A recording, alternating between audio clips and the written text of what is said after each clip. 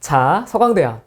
서강대는 기초반 4강 영상 들어봤던 학생 알겠지만 여기 뭐라고? 여기는 경제학과가 가장 좋은 곳이야. 그러면 상식적으로 생각을 해봐. 가장 자랑할 만한 것들이 문제로 나올 수밖에 없어. 기본적으로 자본주의와 관련된 문제 나올 수밖에 없어. 근데 이 자본이라는 게 뭐야? 정치자본, 경제자본, 문화자본이 있지만 여기 경제학과라고 경제자본이 문제로 나오는 거야. 이때 아담 스미스의 보이지 않는 손 해봐.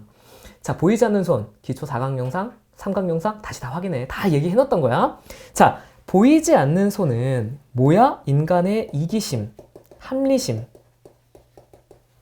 이렇게 되면 기본적으로 국가의 이익이 증가한다. 이렇게 된 거야. 그러니까 내버려 두라는 거야. 개인을 내버려 둬. 이게 이제 아담 스미스의 보이지 않는 손이야. 근데 여기서 문제가 발생해. 인간은 이기적인 줄 알았고 합리적인 줄 알았는데 생각보다 훨씬 더 이기적이고 생각보다 비합리적이야. 이 대표적인 사례가 뭐라고? 전쟁이야. 이 전쟁같이 비합리적인 게 사실은 없거든. 이 전쟁은 사실 하면 안 돼. 왜냐하면 자, A라는 사람이 있고 B라는 사람이 있어. A가 케이크를 만들고 있어. B가 케이크를 만들고 있어. 근데 여기 케이크 한 개 있고 여기 케이크 한 개 있어. A가 B가 갖고 있는 케이크를 먹고 싶어. 죽여. 그냥 케이크 갖고 와. 그럼 당장 나는 케이크 2개 먹을 수 있지. 근데 이게 과연 합리적인 판단이냐? B는 다시는 케이크를 만들지 않을 거잖아. 죽어버렸으니까. 굉장히 비합리적인 판단이라고? 전쟁을 한다는 것 자체가 비합리인데 일어났잖아. 올해 러시아랑 우크라이나랑 지금 전쟁했잖아. 문제 나오지 않을 수가 없어. 자, 이게 문제는 너무너무 좋은 소재들이 많이 깔려있단 말이지. 우크라이나 수도가 어디야? 지금 한참 전쟁하고 있는 상황이야. 언제 끝날지 몰라. 키예프가 우크라이나의 수도지. 근데 러시아는 역사적으로 어디서부터 출발하니? 키예프 공국으로부터 출발한단 말이야. 역사적 정통성 어디에 있어? 우크라이나에 있지. 키예프 공국 누가 만들었어? 바이킹이 만들었어. 출발이 어디야? 바이킹이야. 바이킹이 돌다 와서 키예프 공국을 만들었어. 키예프는 근데 우크라이나에 있어. 우크라이나가 바이킹의 역사성의 정통성을 이어갖고 있지. 근데 러시아는 어디 있어? 모스크바에 있잖아. 그러면 러시아는 기본적으로 자신의 역사적 정통성을 갖고 오기가 애매해.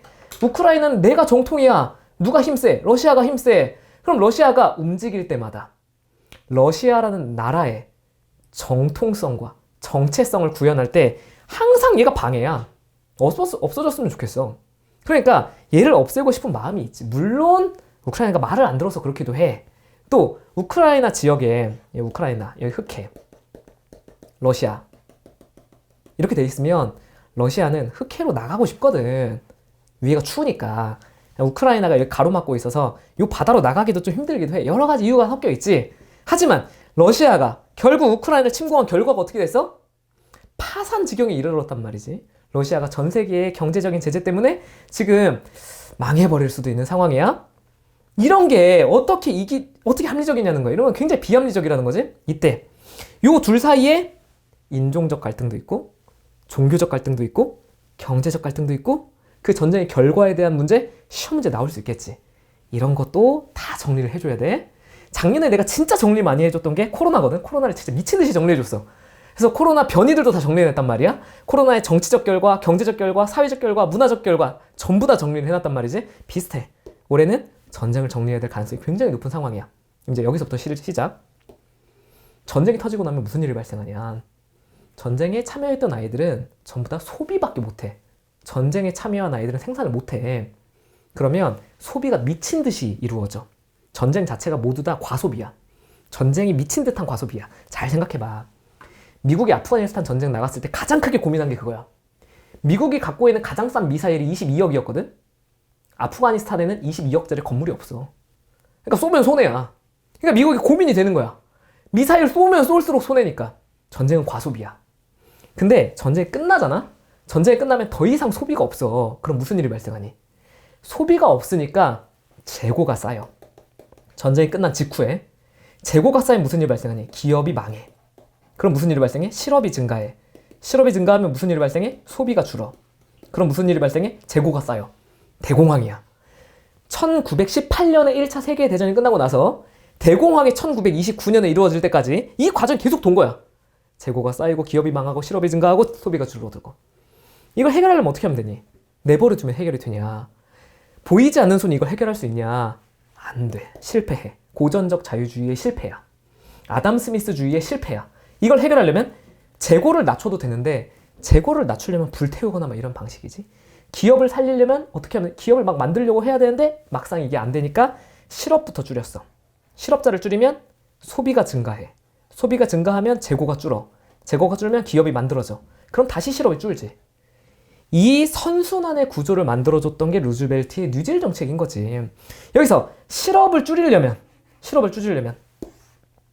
당연히 미시시피강 지역에 댐을 쌓는 대규모 토목공사. 미시시피강에 수도 없이 댐을 만들어버려. 댐을 만들어보면 그 댐이 유용하냐 무용하냐를 떠나서 사람들이 월급을 받잖아. 여기 들어가서 월급을 받아. 월급 받아가지고 돈 쓰잖아. 모든 문제 해결. 여기까지 되지? 그러면 이걸 하려면 무슨 일이 발생하니? 국가가 돈을 많이 써야 되거든. 대규모 토목공사를 하려면 돈을 미친 듯이 써야 돼. 그 돈은 어디서 나오니? 그 돈이 문제야. 돈이 계속 만들어질 수 있을 것이냐. 그 다음에 이렇게 뉴딜 정책을 하다 보면 기본적으로 국가가 일자리를 주게 되지. 그러면 어떻게 되니? 일자리를 찾으려는 의지와 노력이 줄어들겠지. 계속 댐을 만들어줄 거 아니야. 계속 나한테 일자리를 줄 거 아니야. 일자리를 찾으는 의지와 노력이 없어지게 되면 무슨 일이 발생하니? 전형적인 복지병이 발생하게 돼. 이렇게 되지. 복지병을 해결하려면 어떻게 해야 되니? 마가렛 대처, 레이건과 같은 사람들이 이야기했었던 방식으로 신자유주의가 필요해. 다시 어떻게 한다고? 국가 아무것도 안 해줄 거야. 너네가 알아서 해.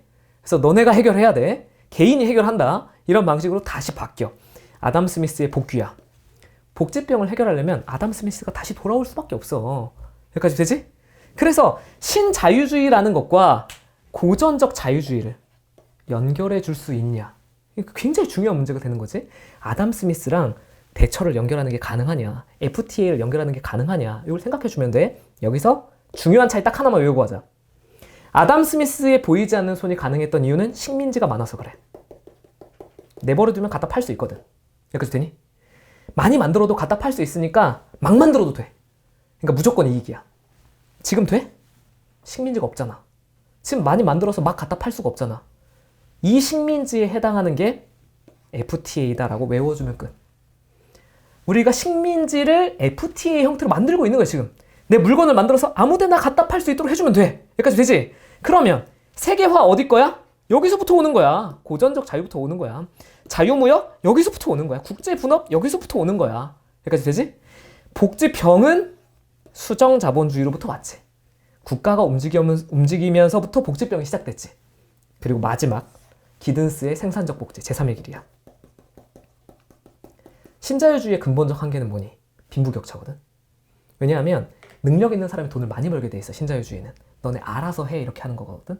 그러니까 내가 FTA를 맺었어. 그래서 전 세계랑 FTA를 맺으면 내가 이익이죠. 솔직히 내가 미국이라 쳐봐. 내 물건이 제일 좋잖아. 그러니까 다른 나라에 막 물건을 팔게 되잖아. 식민지랑 크게 다를 건 없어.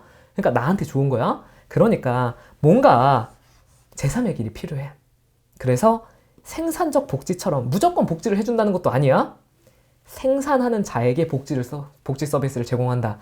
이런 개념이야. 제3의 길이라는 건 성장과 복지의 두 마리 토끼를 우리 다시 다 같이 잡아볼 수 있을까?